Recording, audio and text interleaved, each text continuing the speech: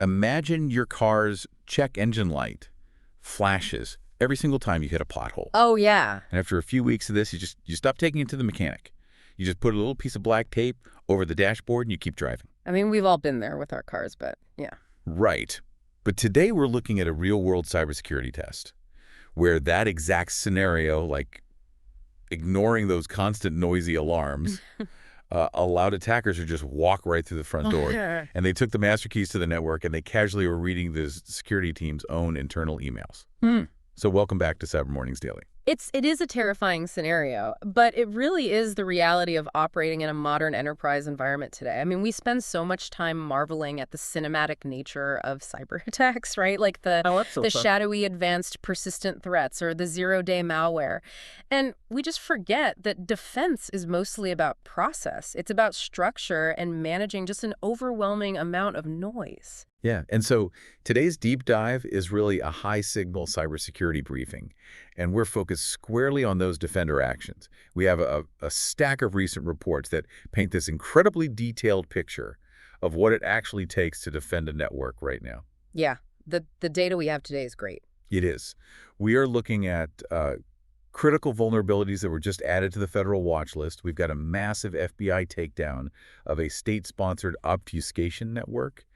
And we have a literal side-by-side comparison of two security operations centers fighting off the exact same attack techniques. Yeah, and that CISA Red Team assessment comparing the two organizations is really the crown jewel here. We almost never get to see a controlled experiment like that out in the wild. No, you really don't. It exposes the sort of uncomfortable truth that surviving a breach isn't just about the software tools you purchase. It's entirely about how you empower the people sitting behind the keyboards. Okay, so let's unpack this. Because before we can look at how defenders react to active breaches, we really have to understand the baseline, or like the foundational cracks that they are trying to patch on a daily basis.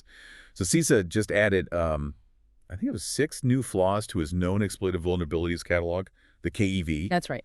And we are looking at high-severity flaws impacting Citrix NetScaler and Linux and SQL Server. But there's one specific flaw that's under like aggressive active exploitation right now. Yeah, CVE 2026-8452. The telemetry on this current campaign is wild. Security firms like Diffuse Cyber and Providian have been tracking the exploitation of this specific vulnerability very closely. Okay, and what are they seeing? Well, attackers are using it to drop web shells. So they're essentially planting these malicious scripts that act as persistent backdoors on the compromised servers. And they are naming these files incredibly inconspicuous things like x.php or z.php just to blend in with normal server architecture. Flying totally under the radar. Exactly. And once they get that initial foothold, they just run basic discovery commands, things like ide or echo, just to map out the system and figure out exactly what permissions they've acquired. Right. And the scale of this isn't localized either. The telemetry shows, I was reading 36 attempts over just 12 days from 12 unique IPs. And this is bouncing from Switzerland to Vietnam, through Germany and Japan, the Netherlands, Russia, Singapore, Turkey, the U.S. It's everywhere. Yeah, it's the global net. So it proves this isn't like a targeted sniper shot. It's a highly distributed automated dragnet. And we're seeing reports pointing to a Chinese cybercrime group tracked as UAT 10147. And they were just aggressively scanning for these Windows and Linux web servers across education tech and the gaming sectors. Yeah, and because of that, CISA has issued these urgent deadlines for federal civilian executive branch agencies. They have to patch this specific flaw along with another older one by August 29th, 2026. And the rest of the recent additions have to be patched by September 9th. Which is a really tight turnaround. It is. But the bigger issue is actually addressed in a vulnerability review that CISA released alongside these mandates. They looked at the root causes of insecure software over the 2024 and 2025 fiscal years, and the trend lines they're just going in the wrong direction. I saw those numbers. It's bad. Injection weaknesses emerged as the dominant category, right? We're talking about something like 7,700 reported CVEs in 2024. And then it jumps massively to over 21,000 in 2025. Yeah, a massive leap. Mechanically speaking, what is failing here? Yeah. Why are we constantly patching the exact same fundamental holes? Well, at its core, an injection weakness is basically a failure of input validation. It happens when a program takes untrusted data from a user, so like text typed into a search bar or a login field, and it accidentally processes that as an executable command. Okay, so the system implicitly trusts whatever it is handed. Exactly. If a developer doesn't build in strict boundaries separating user data from the underlying database commands, an attacker can simply type in a malicious script and the server will just dutifully execute it. And along with memory safety issues, these improper input validation flaws are just disproportionately high on CISA's QTFY list right now.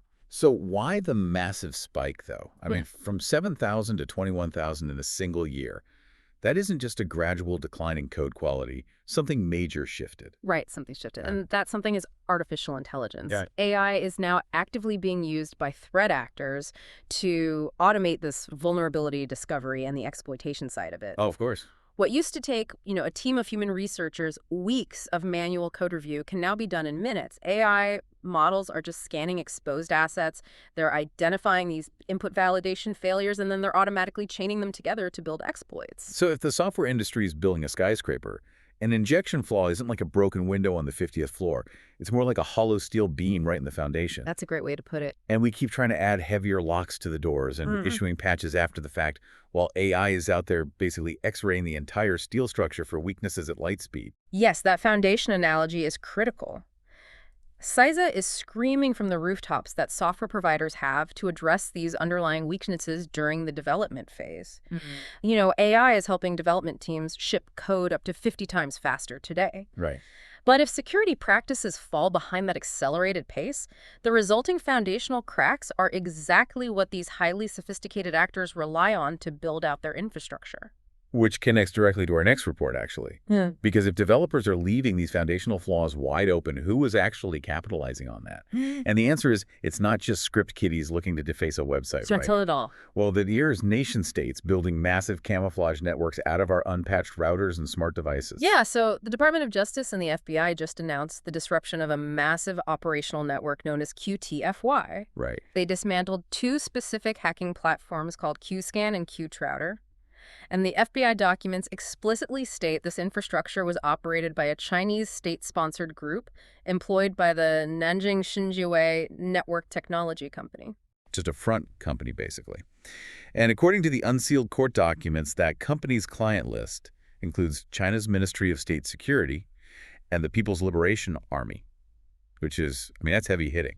And security researchers like Damon Rouse over at Lumen Black Lotus Labs, they've been tracking this digital quartermaster since, I think, May 2018. Yeah, they've been at this a while. And they have confirmed intrusions into NASA, the Federal Reserve, the Department of Energy, and multiple health and science agencies. But they also seem to have a really heavy focus on the academic sector. Yeah, and that academic targeting is such a fascinating strategic choice. Threat actors love hitting research communities because advanced science is inherently collaborative. Oh, sure. Because you're sharing data. Right. Universities are designed to be open environments. Researchers share massive data sets across borders. They frequently grant access to external partners. And that openness is the core feature of the scientific method. But in cybersecurity, it translates directly into a broader and softer attack surface. Okay, so let's look at how QScan actually operates to build this infrastructure. Because the mechanics here show exactly how those foundational software flaws are weaponized at a global scale. Right. So QScan acts as the automated acquisition engine. It just constantly scans the global internet looking for vulnerable Internet of Things devices. IoT stuff. Yeah, home routers, security cameras, smart appliances. These are devices that are always plugged in, always connected, and almost never patched by their owner. Never. Who updates their fridge? Exactly nobody. So when QScan finds a vulnerable device, it exploits it and adds it to the broader Q2 router network. So it's essentially a botnet, but reading this, the architecture feels far more sophisticated than just a swarm of infected refrigerators launching a DDoS attack. Oh, it's much more sophisticated. Wow. The attackers install custom software, specifically an open source operating system called OpenRut, onto these compromised routers. So this turns the consumer device into a dedicated routing node for the attackers. But they don't stop there. The FBI noted that this infrastructure blends these infected IoT devices with commercial proxy services and leased virtual private servers. And it all authenticates back to a central administration server at www.qtproxy.xyz. Okay, so they construct a layered network. Like, The entry point might be a legitimate commercial proxy, then the mid-tier is leased infrastructure, and then the exit node is a compromised home router in just some residential neighborhood. Right, and what's fascinating here is the sheer camouflage that this blending provides. QTrouter allows the threat actors to completely conceal the true origin of their intrusions. To a defender who's looking at the network logs, the inbound traffic does not look like it is coming from a data center in Nanjing. Right, it looks local. Exactly. It looks like it's coming from endpoints geolocated completely outside of China and often from IP addresses that are local to the targeted corporate networks. See, I have to challenge this from a defensive perspective, though. If an attacker's malicious traffic is bouncing off a compromised smart fridge down the street from my corporate office, it looks completely local. The IP address literally belongs to a local residential internet service provider. So how on earth is a defender supposed to spot that anomaly? It feels like the perfect disguise. It is a great disguise. And when the external signal is perfectly camouflaged, relying on your perimeter defense is just a losing battle. You cannot block every local IP address. Spotting that kind of sophisticated obfuscation requires flawless internal visibility. Internal visibility. Right. You have to assume the perimeter will be breached, and you must build the capability to detect the anomalous behavior once the traffic is already moving laterally inside the network. You need internal tripwires, and crucially, the organizational ability to respond the second one of those tripwires is tripped. Which leads us to, I think, the most revealing document in our stack today. Because CISA recently put real-world defenders to the ultimate test to see how they handle that exact requirement for internal visibility. The advisory is titled A Tale of Two SOCs, and it details simultaneous red team assessments against two critical infrastructure organizations. Yeah, and for context for the listeners, a red team assessment is a highly realistic exercise where ethical hackers employed by CISA mimic advanced threat actors using real-world tradecraft. So it's not a simulation, it's a real attack, just by the good guys. Exactly. In this case, Target A was a government services and facilities sector organization, and Target B was a water and wastewater systems sector entity. And the headline finding is sobering. Both organizations were fully compromised at the domain level. The red team reached their most sensitive business systems and their cloud resources. Okay, hold on. They both lost the domain. So if both environments were fully compromised, what makes this a tale of two SOCs? Like, it sounds like they both just failed. Well, the difference lies entirely in the defensive outcomes and their internal responses to the breach. To understand the contrast, we really have to trace the attack path first. In both cases, the red team gained initial access through the simplest means possible. Which was? Default credentials on an exposed web application. From there, they pivoted internally, and they sent phishing emails, successfully compromising 4 employee workstations. Okay, getting onto 4 employee laptops is definitely bad, but it isn't domain takeover bad. How did they jump from a standard user workstation to literally owning the entire network? Through privilege escalation. Specifically by abusing a default machine account quota alongside a misconfigured Active Directory Certificate Services template, which is known as ADCS. Okay, the report mentions it's the same class as certificate template abuse behind that recent CertiGhost exploit. But for those of us who don't spend our days managing Windows Server environments, what does that actually mean? Like, how does that work? Sure. So Active Directory Certificate Services is basically the mechanism Windows environments use to manage trust. It issues digital certificates that verify a user or a machine is exactly who they claim to be. Okay. But the templates used to generate those certificates are notoriously complex to configure. If a template is misconfigured, an attacker who only has standard low-level user access can trick the system into handing them a certificate that grants full domain administrator privileges. Oh, wow. It is the digital equivalent of walking into an office lobby, finding a blank master key sitting on the receptionist's desk, and then just programming it to unlock the CEO's office, the server room, and the vault. Yikes. Okay, and the machine account quota, how does that fit in? That is a default setting in Active Directory that allows any standard unprivileged user to add up to 10 new machine accounts to the domain. Attackers use this to rapidly expand their footprint. So they create rogue computer accounts, which they then use in conjunction with the misconfigured certificates to completely take over the identity management of the entire network. Okay, so they use the misconfigured ADCS template to forge the master key. With that level of access, they immediately go after the sensitive business systems. The report details that the red team found credentials stored in plain text. They found decrypted database configuration files, and they found static Amazon Web Services access keys that were set to never expire. Yeah, never expiring cloud keys are a catastrophic finding because once the red team had those, they moved laterally from the on-premises network straight into the cloud environment. And they escalated their privileges even further by stealing a primary refresh token, and then they abused elevated permissions within Entra ID. Wait, let's pause there for a second. For anyone living outside the cloud engineering bubble, what exactly is a primary refresh token, and what does compromising Entra ID allow an attacker to actually do? So Entra ID is Microsoft's cloud-based identity and access management service. It's what used to be called Azure Active Directory. Okay. It is the gatekeeper for all cloud applications. A primary refresh token, or PRT, is basically the golden ticket for single sign-on. When you log into your laptop in the morning and suddenly you have access to your email, your file shares, and your cloud apps without having to type your password a dozen times, that is the PRT at work. Oh, I see. Yeah, so if an attacker steals that token, they bypass all authentication. They don't need your password, and they don't need to bypass multi-factor authentication. To the cloud, the attacker is that user. Oh, man. Here's where it gets really interesting, though. They use those stolen cloud tokens to access the security team's own communication channels. Like the red team was actively reading the defenders' emails. They were spying on them in real time to see if anyone had noticed the massive breach. You read that attack path right. Like phishing, forging master keys, stealing cloud tokens, spying on security emails, and you assume alarms must be sounding everywhere. You would think so. But the government services sector detected absolutely nothing. Nothing. Not a single meaningful alert. And it wasn't a failure of their detection technology. CISA found that Organization A was entirely paralyzed by alert fatigue. Their systems were generating thousands of false positive alerts every single day, triggered by just normal, benign business operations.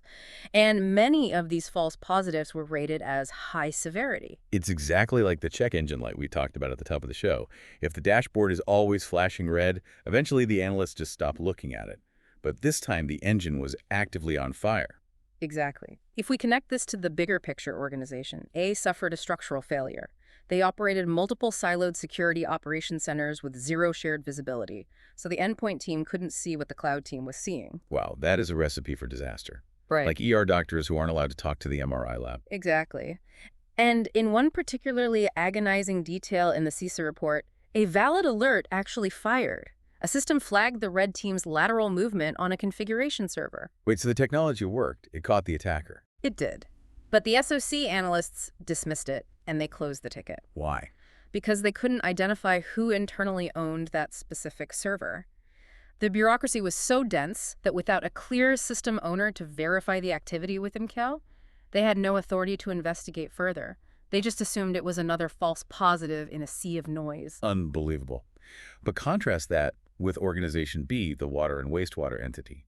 They face the exact same attack path, the exact same sophisticated tradecraft from the red team. But their SOC detected the initial phishing payloads almost instantly. And more importantly, they didn't just log the alert. They took decisive action. Organization B isolated the affected workstations, and they severed the command and control communications within a window of 2 to 20 minutes. 2 to 20 minutes. I mean, that is an incredibly tight window for a corporate environment. It is the defining metric of survival. That kind of speed requires a SOC that is not just well-funded, but institutionally empowered. The analysts at Organization B didn't have to wait for 3 layers of managerial approval to quarantine a machine. When a clear signal cut through the noise, they had the authority to act immediately. Technology failed Organization A, but organizational bureaucracy is really what doomed them. Yeah, so if you were listening to this and you're managing a network right now, or you're writing the code that powers these systems, or honestly, even just setting the budget for an IT department, the takeaway here is profound. Defense is a chain of interconnected processes. We started by looking at the foundational input validation flaws that developers are just failing to fix. And we saw how nation-states capitalize on those unpatched foundations to build perfect camouflaged botnets out of consumer routers. Yep. And finally, we saw that even when the alarms do go off, your survival relies entirely on having a cohesive, empowered security team that can actually separate the signal from the noise. It is an immense challenge, and I think it raises a critical question for the near future. We know from CISA's vulnerability report that AI is already automating the discovery and chaining of these software flaws at just incredible speeds. Right. We also know that Organization A was completely defeated by alert fatigue. just by thousands of false positives generated by clumsy normal business operations. Right. The noise was their ultimate vulnerability. They just couldn't see through it. So what happens tomorrow when threat actors use AI not just to find bugs, but to actively generate synthetic noise? Imagine an AI trained to perfectly mimic normal, mundane business operations at scale, and it's intentionally flooding a target's network with hyper-realistic false positives. Oh, wow. If the goal is to blind the defenders, how do you isolate a real threat in 20 minutes when an AI has autonomously generated 20,000 perfectly disguised decoys? That is the next evolution of this arms race. That is a terrifying thought to end on, but definitely something we all need to be thinking about. Thanks for joining us for this deep dive, and we'll see you next time on Cyber Mornings Daily.